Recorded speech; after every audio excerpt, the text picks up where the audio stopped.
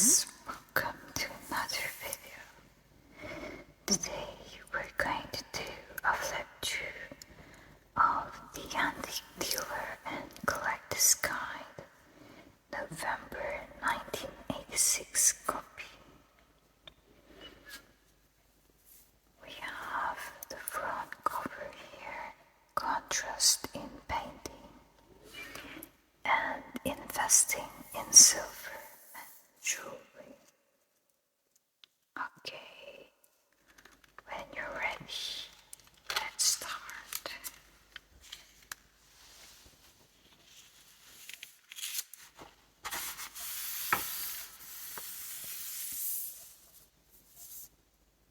Christie's London, fine English and continental glass and paperweights. The Brattle Pane almond glass, 1745 to 1750. Christie's London is on 8 King Street, St. James's, London.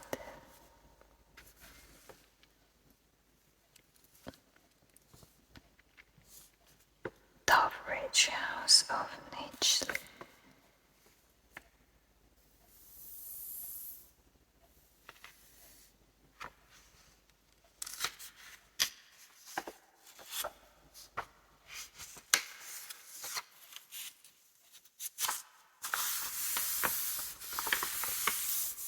Guy Bosville, the buyer and vendor of Georgian Furniture Office, 58 Thames Street, Windsor.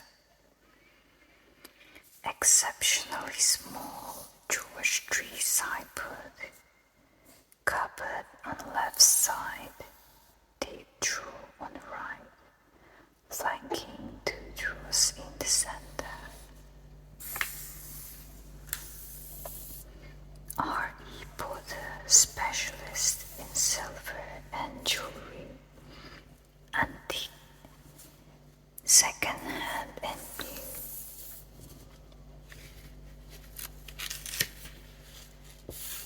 Very rare octagonal caster, George I, 1718. So it's that one. And we have a fine pair of candlesticks, George III, 1890. Maker, Kirkby, Waterhouse and Co.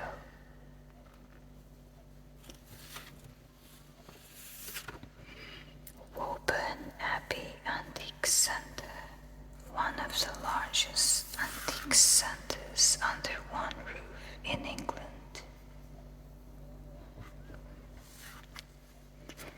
A Regency mahogany linen press circa 1815 and a late Regency pierced fender circa 1820.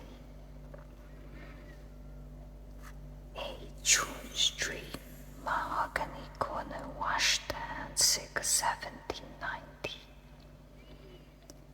A pair of mahogany hall chairs circa 1830. Woburn Abbey Antique Centre, Bedfordshire, MK43 0DP.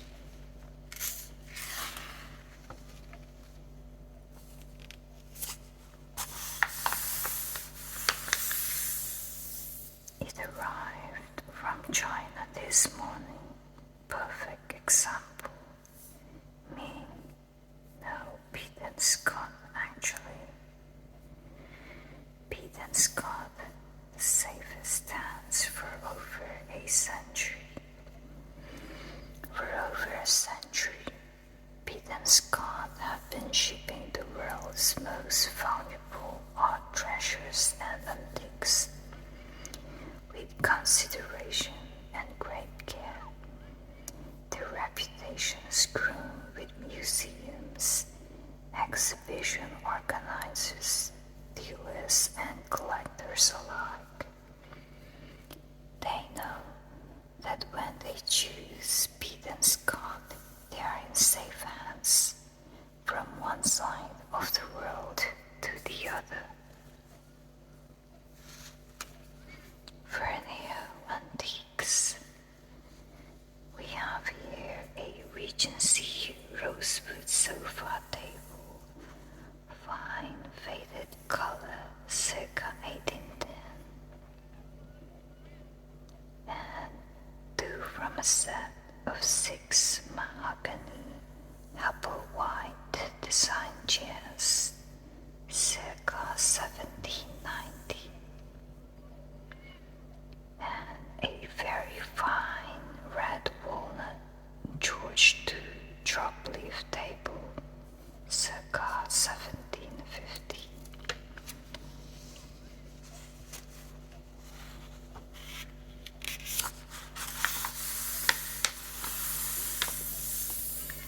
Paul Hopwell Antiques, early English oak, 30 High Street, West Haddon, Northamptonshire, featuring a rare Charles II oak cupboard dresser base, only 4 feet wide. This one, excellent color and patination, English circa 1685.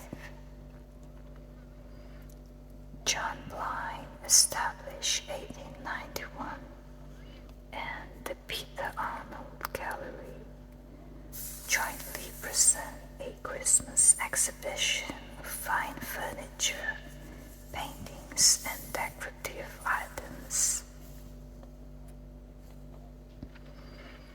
Fine mahogany breakfast table, circa 1810, suitable for 8-place settings, and W.H. Weatherhead R.I. Mending the Net, watercolor, signed and dated 1887, 50 High Street, Dringhuts. The biggest and busiest antique markets in London, Grace in Davis Mews and Davis Street. I'd love to visit this one of these fine days, as we're now back from holiday.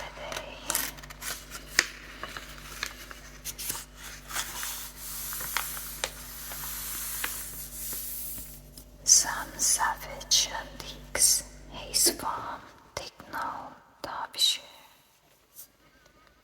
We have a superb Regency mahogany Beaufort sideboard, bold lion's head handles, and fine boxwood trimming.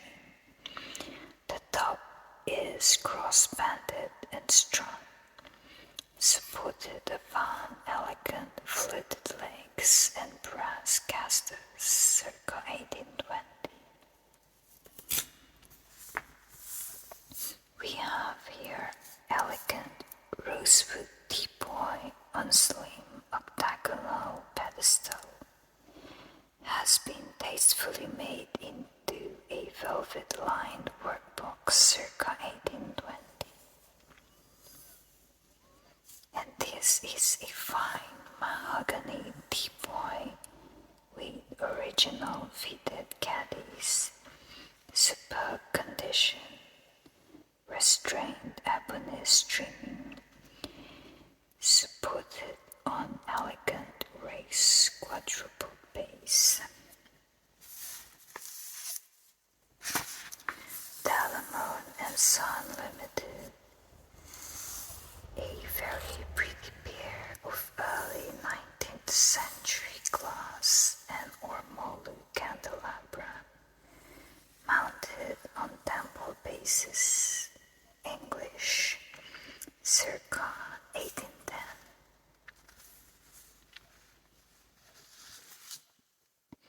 We have Bond Street Antique Center, 124 New Bond Street, London's finest antiques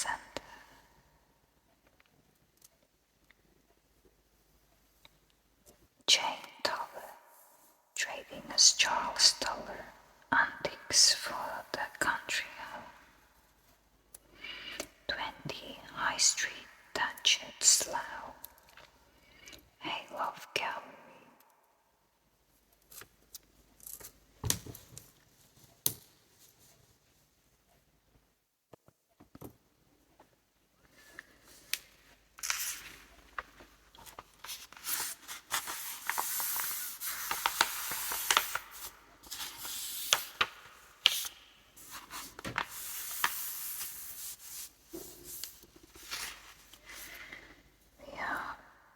John Davis fine paintings and watercolors.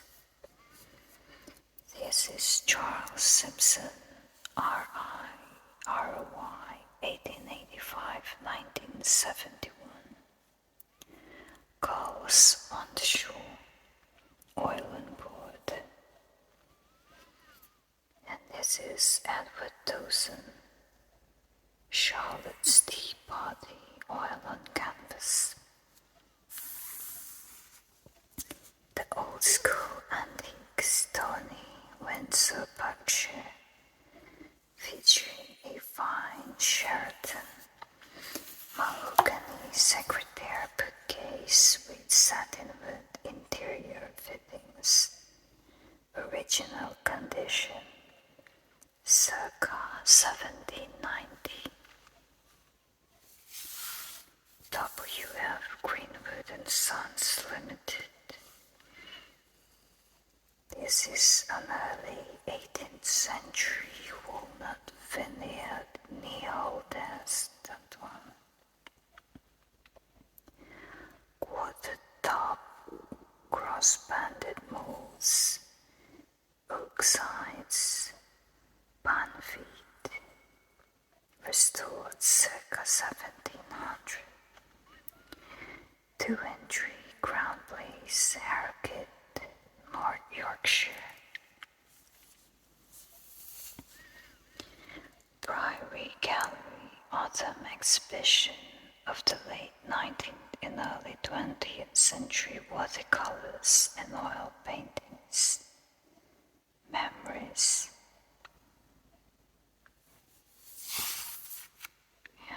Charles E. Wilson, The Wave signed watercolor. Edward Killingworth Johnson, Daydreams, signed watercolor. Therick Williams, Concano, signed oil on canvas. William Lee Hankey, Memories, signed watercolor. Henry John Sylvester Stannard, Feeding the Chickens, signed watercolor. Helen Allingham. Don't know, guys, if you're seeing what I'm actually showing you. That's better. And this, what's this? Carlton Alfred Smith, for what we are about to receive, signed watercolor. And the Dorothea Sharp Holidays, signed oil on canvas.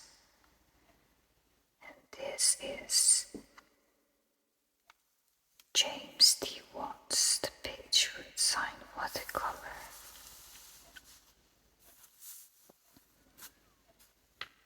Hector Cavalieri, Waiting for the Ferry. And Walter Langley, Motherhood. Claude Strachan, The Puppy. Dorothea Sharp, The Cliff Top. And this one is George Butler, The Donkey Ride.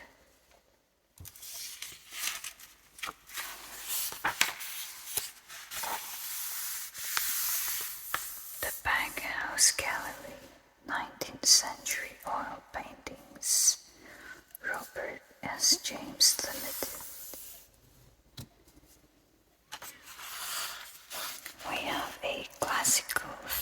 cc.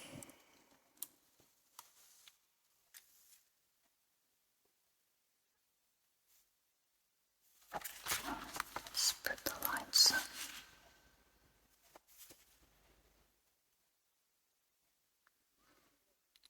In the style of Jacob the Youth, set in magnificent antique frame. We have Carr, Linford, Walcott Buildings, London Road, Bath. More oil paintings at affordable prices, Regency Fine Art. William Calcutt Now, Shipping off the Coast.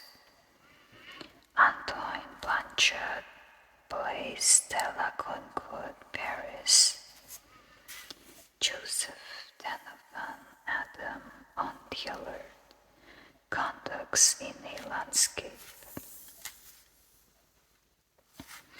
Bessie Bamber, a double bundle of mischief. That's rather cute, guys. Like. And Renee Marie Leon de Villario.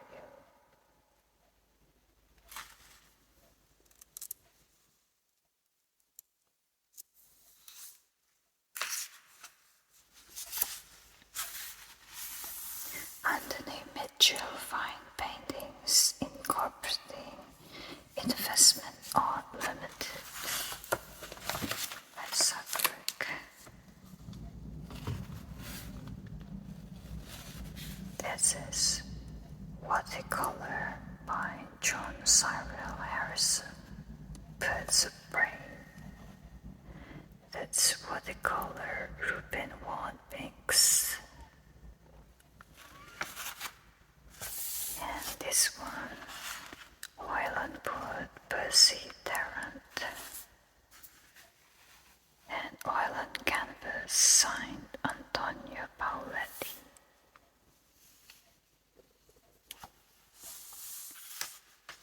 Heather Newman. 34th Exhibition of British Watercolors.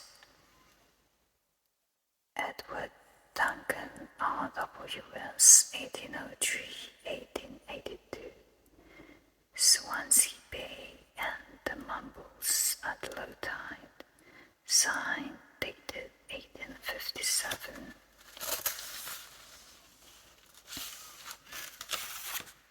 We have English Images, a collection of 18th and 19th century paintings. Decorative birds, and another one, beautiful, David Messum, by appointment.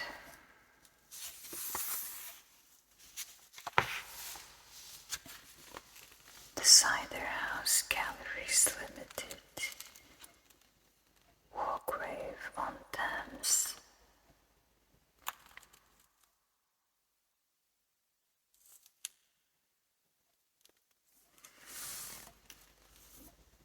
Henry H. Parker, signed. We have Burlington Paintings, Christmas Exhibition, Little Masters. This is William Drain, R.A. Making a Cake, Oil and Canvas. We have the Apollo Galleries, South End, Croydon, Surrey. Kitten with Pink Bow, sign Adrian Lester. Cute. Floral still life, 19th century. English cool. Wash Day. Signed and dated Henry van Seppen.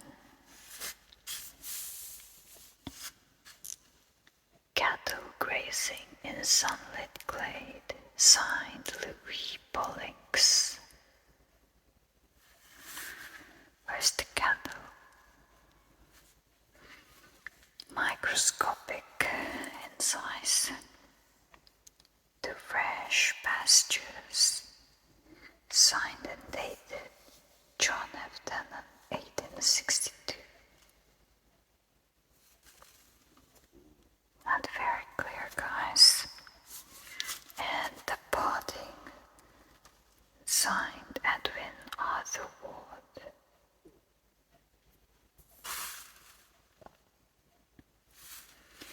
The Connoisseur, signed Otto Eichinger.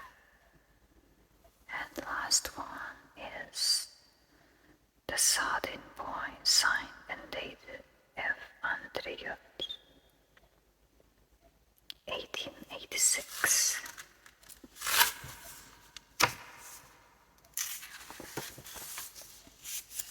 This is a painting special, so we'll take a bit of time, guys. Kenilworth Gallery. John McDougall, watercolor. William F. Ashburner. Don Griffiths. Henry John Kinnaird. Charles Rowbottom. George G. Gilpin. H.J. Sylvester Stannard. A. Buffon. That looks like Venice. Samuel John Lamorna Birch. We have Gallery George, 2 London galleries, 300 fine paintings. Let's admire them then. Louis Verdecker, 1840-1860. Still life with fruit and goldfinches. Signed and dated 1852. We have Mark Stone, R.A., 1840-1921. What Discovering the Condensation of Steam, signed and dated 1863. We have Philip Wilson Steer, 1868 to 1942. The Surf Oil on Canvas. And we have Samuel John Lamorna Birch, R.A. 1869-1955. April Day on Lamona Stream. Nice.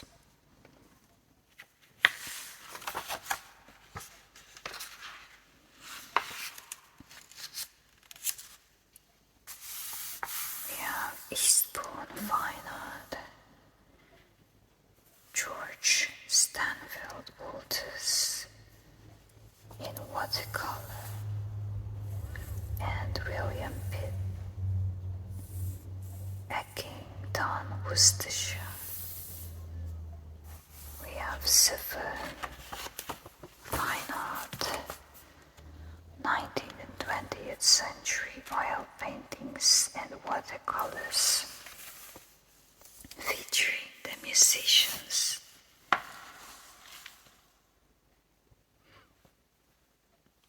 And we have the Upton Lodge Galleries, specialists in British Impressionist and Post-Impressionist.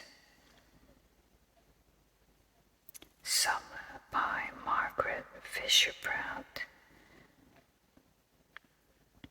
Oil and Wood, signed and dated 1940. The Feminine Touch. Simon Sparrow left a fine Chelsea figure of an old man.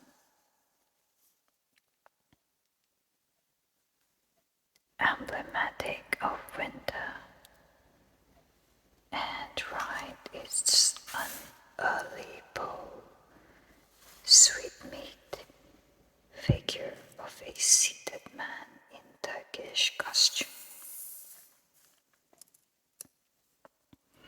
J. Collins and Son, established 1953. The Studio, 63 High Street, Bedford, North Devon. John C. Thunnett Sr., 1900 to 1935. Saddled and ready, one of a pair.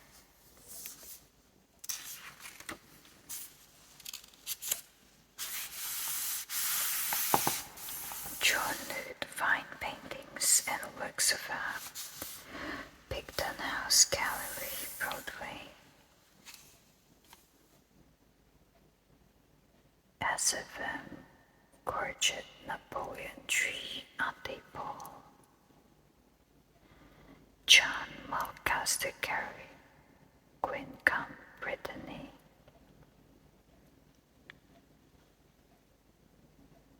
Alexander Johnston, Off the Market. And this is J.H.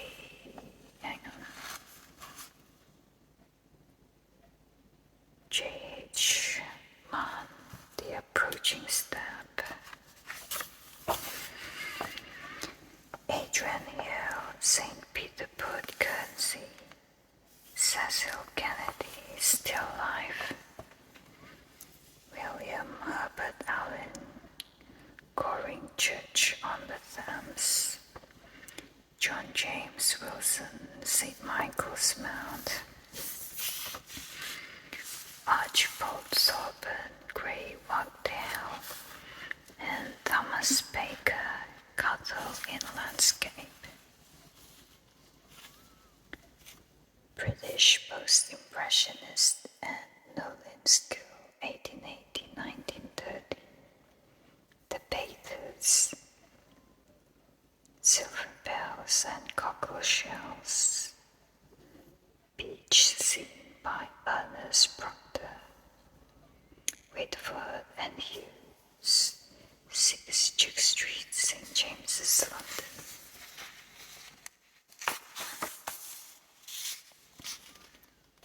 Melville Camp Limited. A selection of silver snuff boxes typical of our stock. Derby Road, Nottingham. Brian B. Provincial and colonial silver,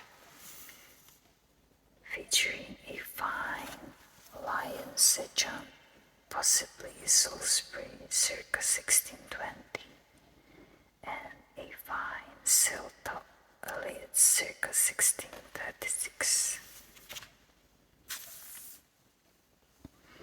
We have M. McAleer, 32A, Sussex Place, Hyde Park, London.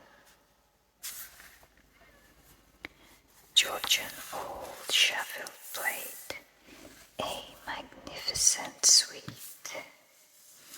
of 4 candlesticks and a pair of candelabra, circa 1820. The candelabra can be converted into a single 5-light centerpiece.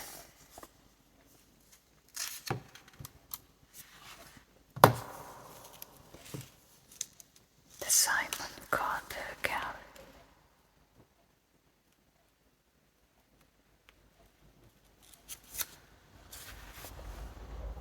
The Antique Dealer and Collector's Guide for November 1986. These are the contents. And next month,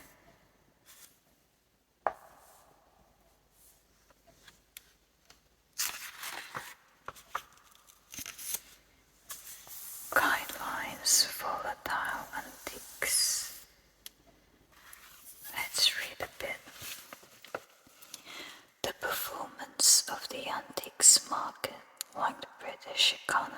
as a whole is impossible to forecast accurately, especially in the money markets and the stock exchange.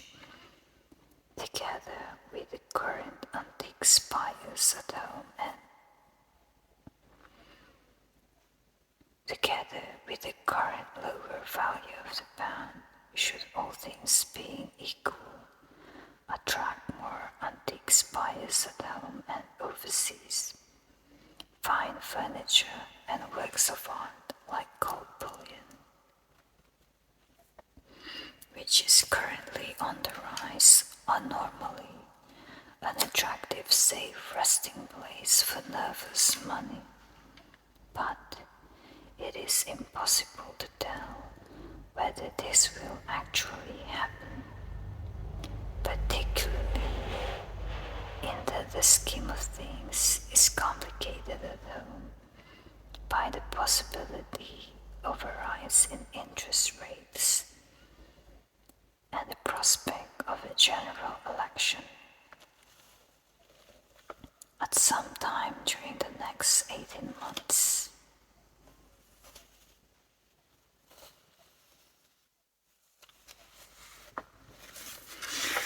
Okay, let's have a look at this. A George II chimney piece on the manor of William Kent, which grew there of Sion Lodge.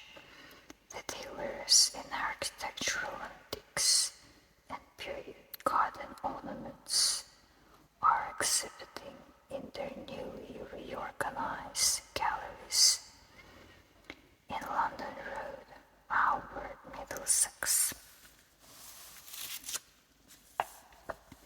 This is a miniature 17th century Flemish cabinet in pearwood and ebony, inlaid with ivory, only 35 cm high, and a chest of drawers veneered in burr elm, recently acquired by the Grosvenor Museum in Chester. Messrs. Discovery, a thorough breastplate made by Johann Ludwig Langenham at Kitzingen, circa 1710. There you go, guys. That's how it looks like.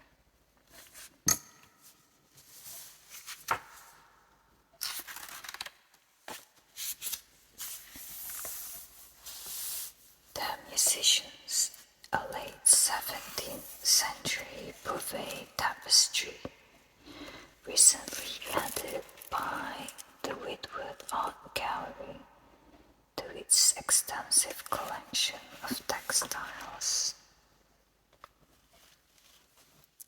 And this is a black lacquered tavern clock by Thomas Perkins of Evesham. A bone china tray produced by Royal Grand Derby to celebrate the bicentenary of William Dewsbury.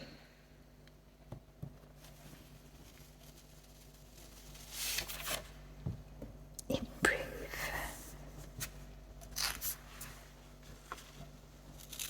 masterpieces of innuendo, the paintings of Francois Brunnery and Georges Croquier de Vellebec.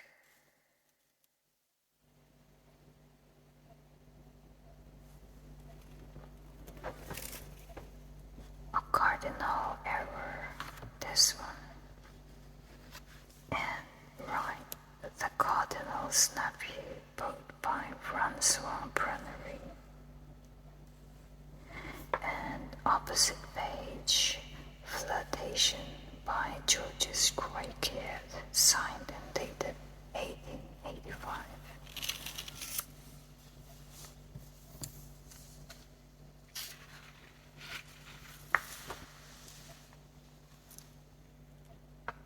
Above, pass on for dinner and right, the looking vase bought by George's Cricket.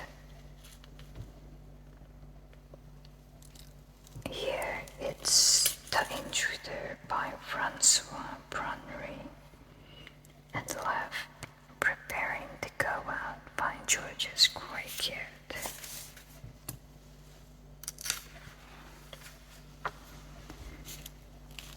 The perfect expression of the potter's art, a new chapter in the Moorcroft story.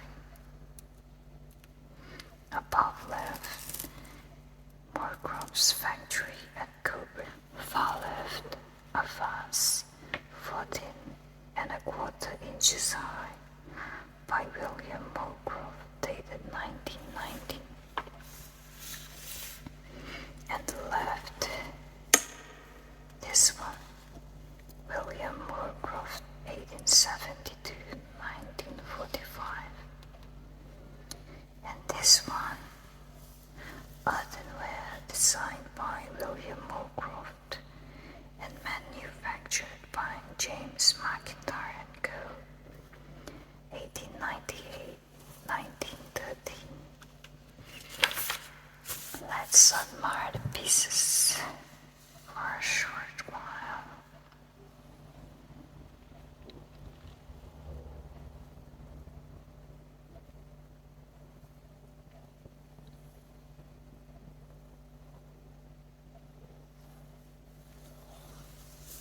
Guys, takes a while to get accustomed to designs. I won't straight away recognize a Moorcroft.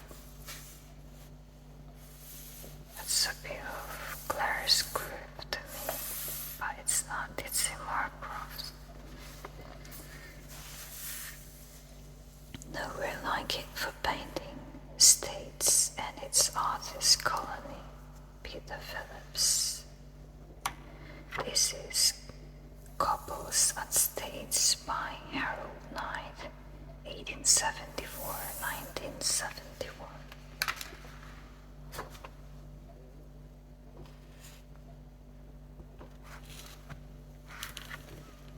This is In Runswick by James William Booth, 1867–1953.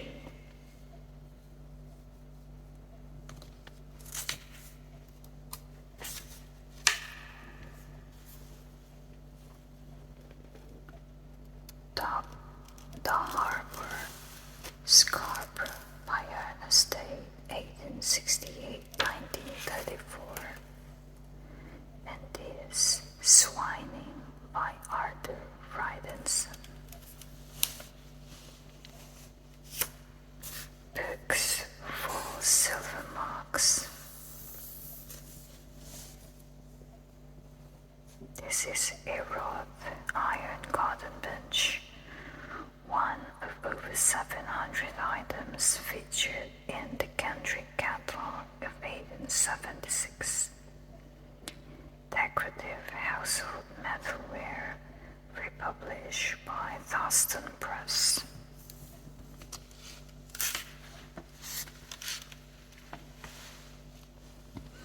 Beauty in the Bedsitter, a plea for the reinstatement of the period bedroom.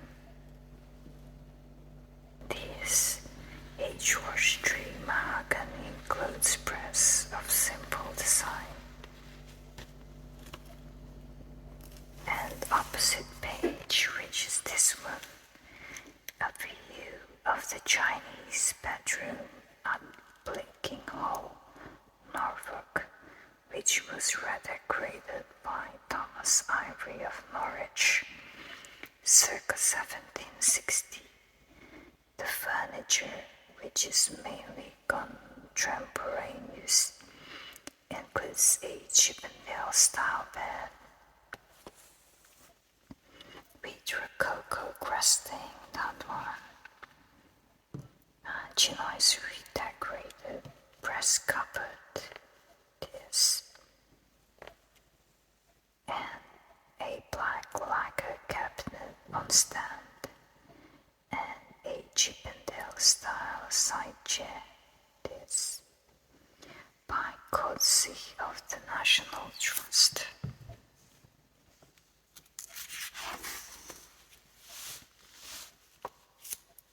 And more period furnitures. George Tree mahogany clothes press. This is a George IV mahogany sofa table bearing the trade label of Ars Noten. And this is an early Louis XV Pommes veneered in tulip wood. An early Georgian walnut chest of drawers. A Regency mahogany cheval mirror. And this is a jewellery mahogany armchair of the Gainsborough type that adds a touch of comfort to a bedroom.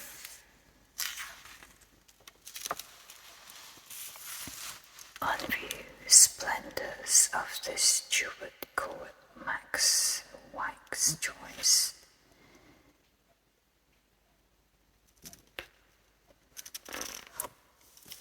This is Anne of Denmark, a portrait from the studio of Marcus Jewers the Younger, circa 1615, of the consort of James I, from English Portraits 1530 to 1650 at the Wise Gallery. That's a beautiful portrait indeed.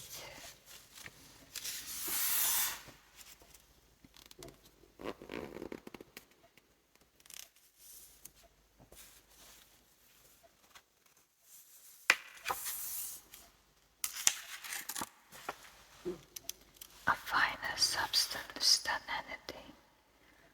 Figures and novelties in English glass. Charles Hatchtamak.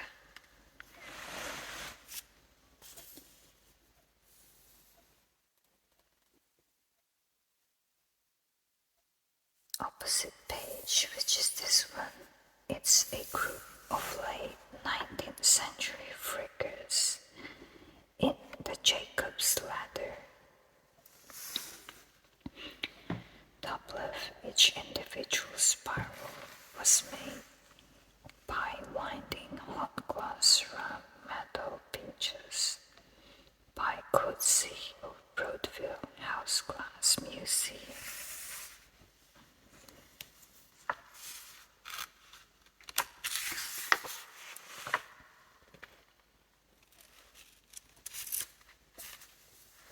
Exposition, a rival for Clarice Cliff.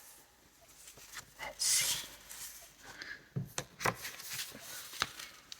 A Grimware chocolate jug by Constance of Georgenthal, circa 1931, from Weimar Ceramics at the Victoria and Albert Museum.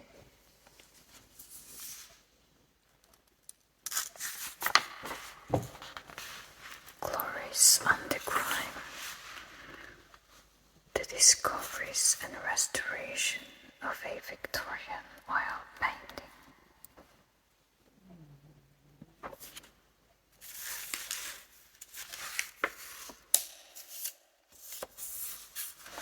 Collector's Correspondence, a distressing sale. Cleaning a figure.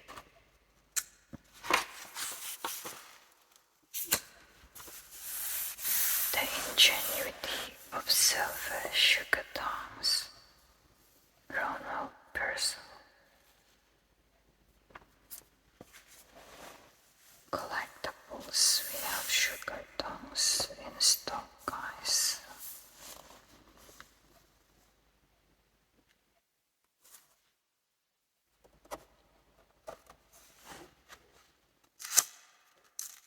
A reanimated market in the sale rooms.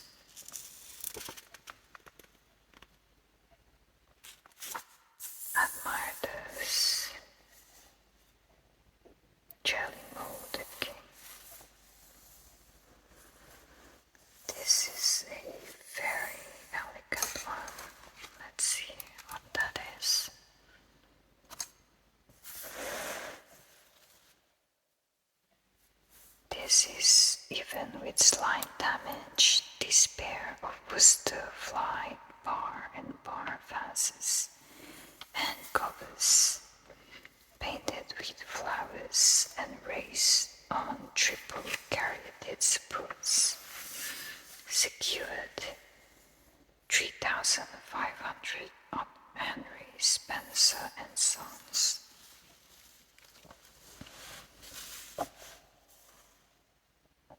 Nice.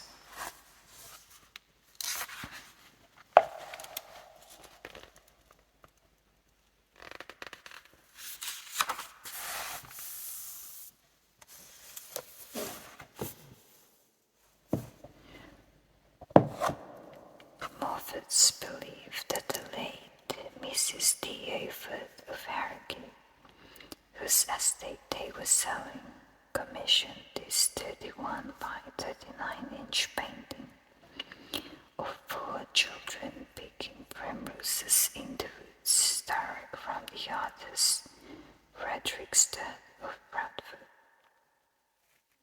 Consequently, it was new to the market and realized £36,000.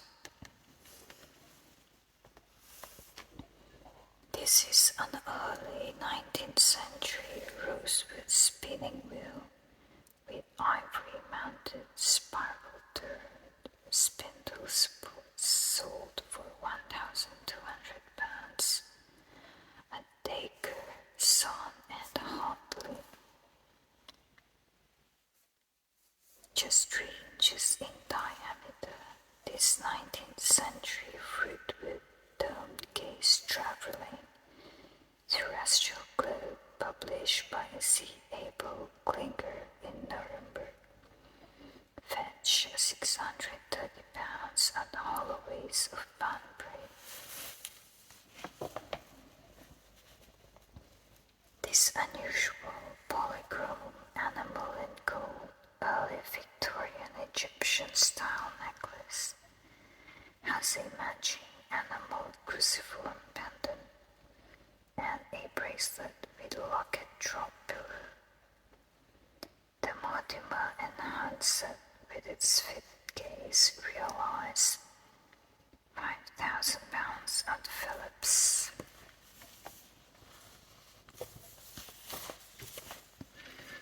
And the maker's mark of a bird within a shaped frame appears on both the cover and foot of this Elizabethan silver-mounted tigerware jug dated 1582, which will realize £5,940 at Lawrence of Crooken.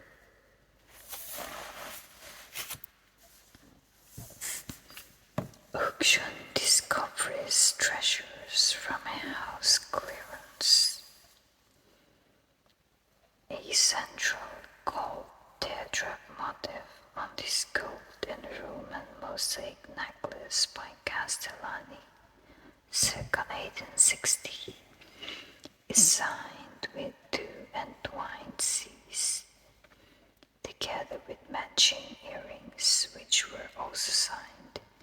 It made £9,350 at Sotheby's.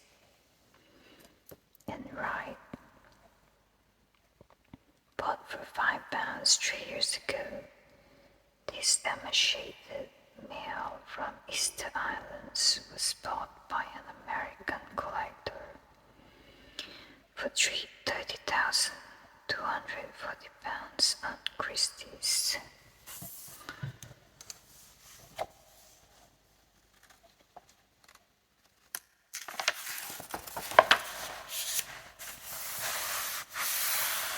We have the investment section, quality or individuality. The Market for English Silver by John Webster. A George Tree Epiphany by Thomas Pitts, London 1784, sold for £11,500. Below left, a Georgian Salve, Make a Smart Iron, London 1816, estimated on 4,000 to 6,000 pounds. And a set of 4 salt cellars by Henry Green, London 1787, estimated on 3,000 to 4,000 pounds. And this one, a pair of coasters, 1837, and a cake basket, 1845, both by Henry Wilkinson and Co., Sheffield.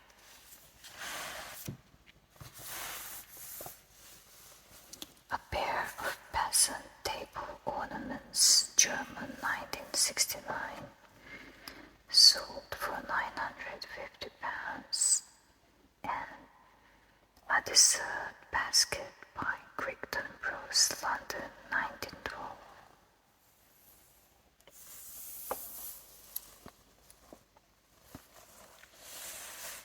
It says the photographs illustrating this article are reproduced by courtesy of Sotheby's, Sussex.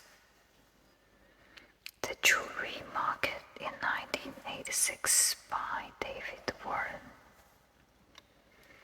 A diamond bow brooch sold for 3,000 pounds.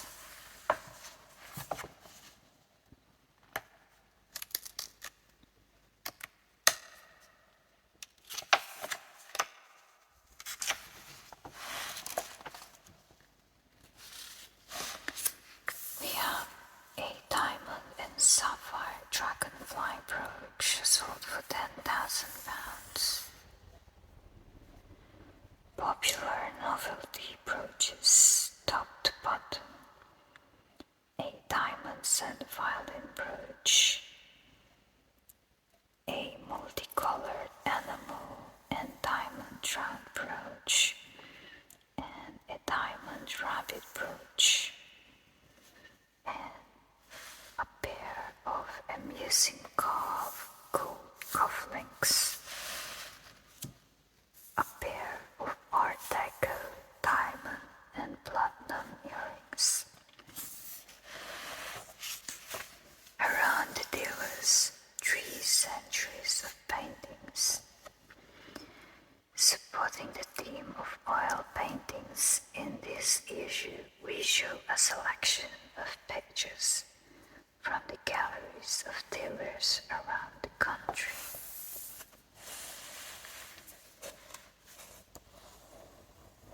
Just admire those guys when I'm going to read all of it.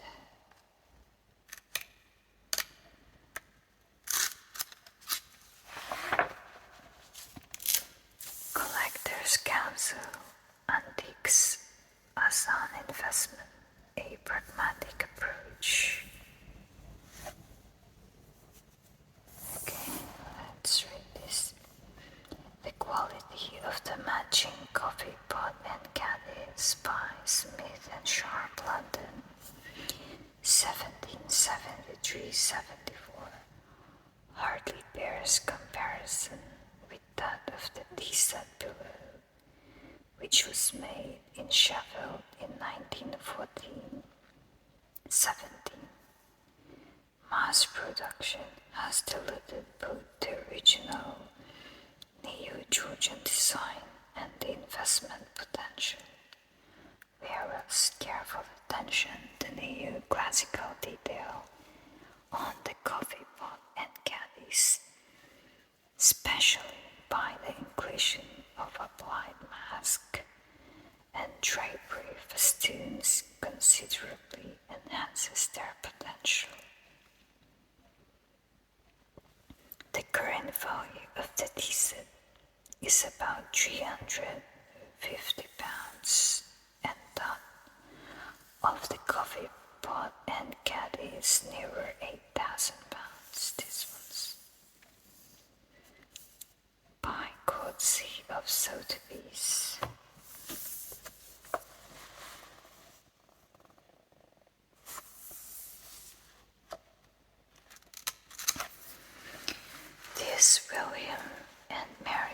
stuff in here, chest on stand. This is the chest on stand.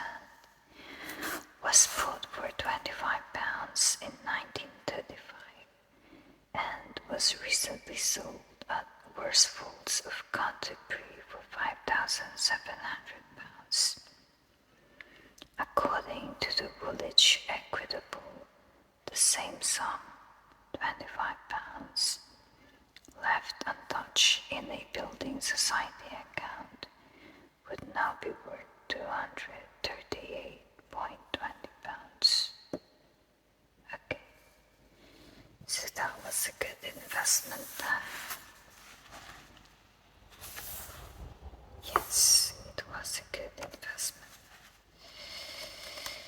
So, something to think about, to put your spare money in antiques investment. Not all of it, of course. You have to be diversified.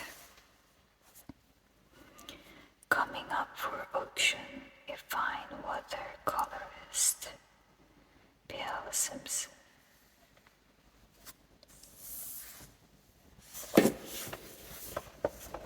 A great favorite in the sale rooms is Miles Perkett Foster, and his refreshment in the Hayfield is expected to realize £4,000 to £5,000 in a Phillips London sale of fine English watercolors on 3rd November.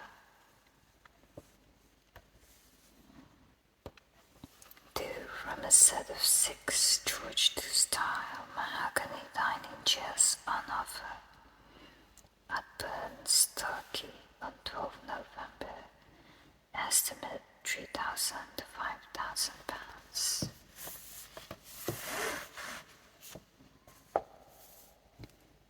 The English and European glass sale at Sotheby's London on 23rd November includes this fine Belby enamel armorial wine glass circa 1765.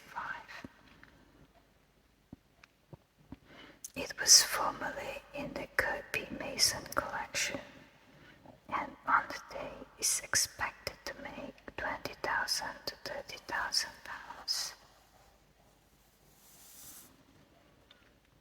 The erotica sale at Bonham's on 20th November includes this example from a set of 18 black and white illustrations by Raphael Reda for the book Thais by the French writer Anatole France. Published in 1890, they display highly erotic and satanic imagery.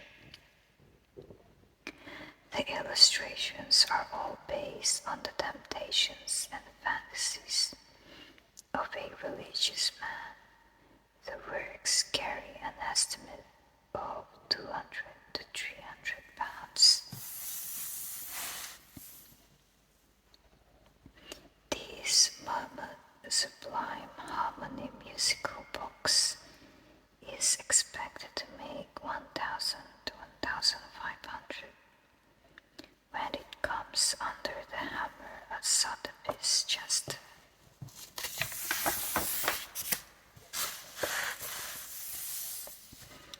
The British Antique Dealers Association Handbook 1987. The Ideal Christmas Present, 2nd edition, illustrated in color throughout. I'd like to get a copy of these from online. Venice Antiques, specializing in fine 18th and 19th century porcelain and pottery. 2 fine bird decorated plates. On the left, Derby circa 1756. On the right, Chelsea circa 1760. and center, the was beautifully decorated with two panels of figures, the two other sides with flower decoration, circa 1758, all perfect. Low of Lavra Antiques, Plaza Decorative Arts, Bewes Porcelains, specialist in 18th and 19th English and Welsh porcelain.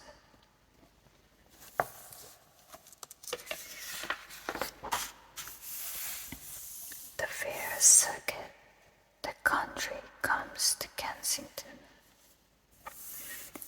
A collection of scientific instruments which will be on display at the first International Scientific Instrument Fair at the Washington Hotel, London. The Midland Ceramics Fair, Gainsborough House Hotel, Bewdley Hill, Kidderminster, Worcestershire. How to buy fine wines, Stephen Spurrier and Joseph Ward. Okay, that's a book. Would love to get that book. And auctions in November.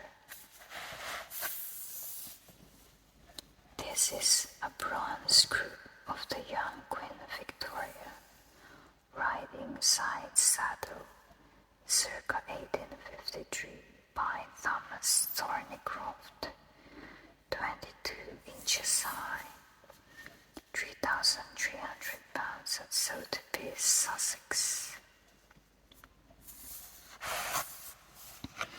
A Regent's period bull bracket clock and bracket circa 1720, 4,620 at Sotheby's, Sussex. And it was the blind bar and bar period ice pail covered handliner circa 1820, which realized 2,700 pounds at 3 watts of Newbury.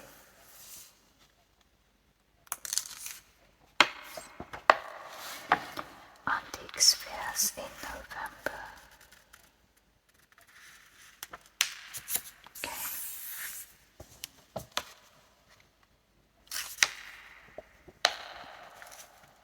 Sales every week. Auctioneers and Valuers Limited. Southgate Antique Auction Rooms. Boltman said finest quality wax polish. And dates for your diary. 1987 auction sales. This Victorian miniature stand of arms realized £1,000 in the October sale. Wallace and Wallace, West Street Ocean Galleries, Lewes, Sussex, England. Phillips. The contents of the Yesteryears Museum, Stanley, Oxon. Gearing and Collier forthcoming auction. At the Crest Hotel, Crowborough, Sussex.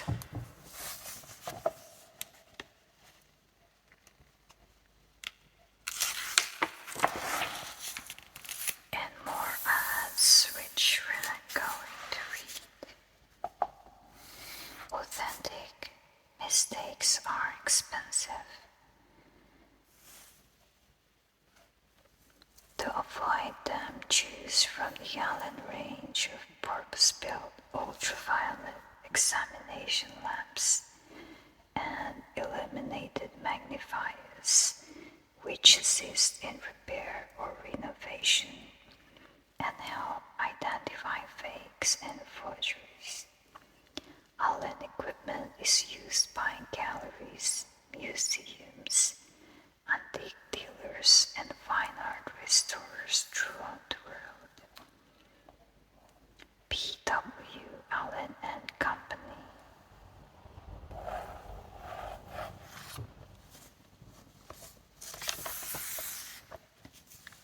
And more ads when I'm going to read, guys.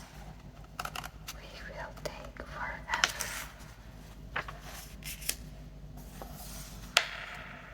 The biggest and best of them all, 700 stands on Wednesday.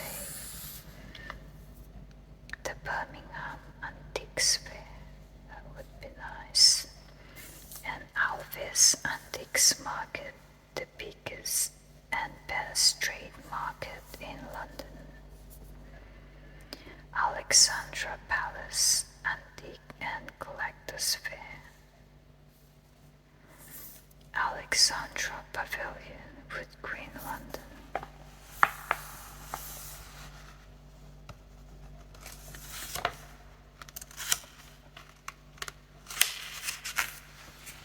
Watch out for antiques fair coming out in your areas if you're a collector.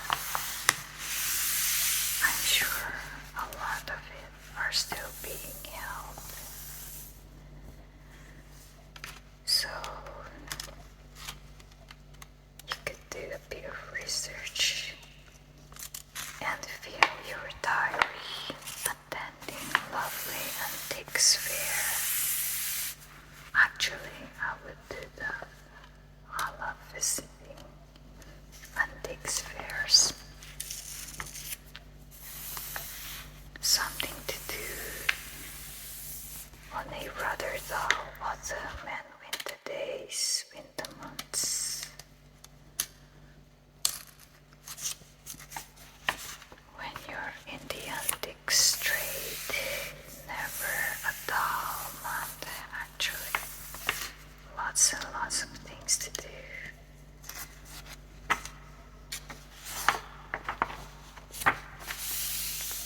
That's why antiques never go out of fashion.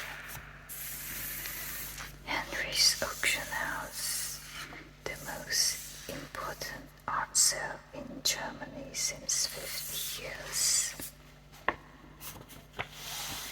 And our back cover features the Cotswold Antique Dealers Association, a well of antiques in the heart of England. Huntington Antiques, Cirencester Antiques Limited. William H. Stokes and Gloucester House Antiques Limited. The Secretary, CADA, the Cotswold Antique Dealers Association, High Street, Blockney, near Morton in Marsh, Gloss. Okay guys, I hope you enjoyed our flick through of the Antique Dealer and Collector's Guide, November 1986 edition. We have lots more of these in store for you. And also, we shall later on put them on eBay for you to purchase, and we ship worldwide. Thank you for tuning in today, guys. Please don't forget to share, like, and subscribe. And I will see you soon.